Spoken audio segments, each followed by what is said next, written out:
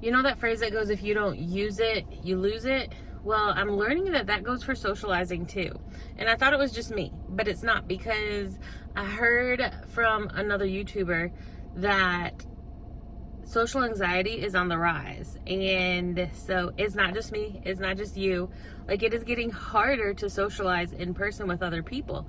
And part of that is because if you don't use it, you lose it. And I look back over the past, 5 or so years, and that's where I noticed that I've gone from being this person who is like bold and excited about socializing in public to this person that's just like kind of, a little bit uneasy in public. Like, I want to be by myself. I don't want to be around people. It's just really unsettling to me. I like my quietness. I like my peace. But before, I loved and thrived with being around people. So I look back at what's happened in the last 5 years. In 2018, 2019 is when I deconstructed my faith and lost my entire community. And so that put me in a social hole, so to speak, where I didn't really have anybody in real life to talk to about the stuff that mattered most to me. Yes, I had these online talks, or yes, I had these online friends that I didn't actually really know in person, where we could, text or message each other back and forth. But socializing in person, especially after I left my one and only community, the church, then I didn't realize it at the time, but my social skills were slowly atrophying because I didn't have that communication going that I had always been used to my entire life. And then you get a year to a year and a half, more like a year and a half into that, and COVID hits.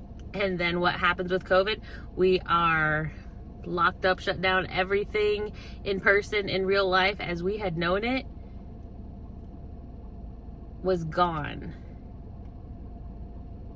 And so now that we are coming out of the years where we had to be all locked up and keeping away from people, we're far enough away from COVID that life could return to normal, so to speak, but it's not. And I think that a big part of that is because so many of us who aren't talking about it have social anxiety, and we literally, our brains do not have the capacity to interact with each other in public and in person the way that we used to.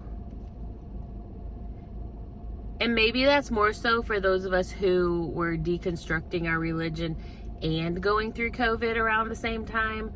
That really took a toll on the socializing aspect of the brain. So I'd be curious to know if you didn't go through any of that, if you just went through COVID and you still have social anxiety now that you didn't have before. I'd be very curious to know what that looks like for you. But the cool thing about realizing that this is what took place and this is what happened is the neuroplasticity of the brain. And that means that we can rebuild and we can do new things or do old things again. We can essentially bring our life back to wherever we want it to be.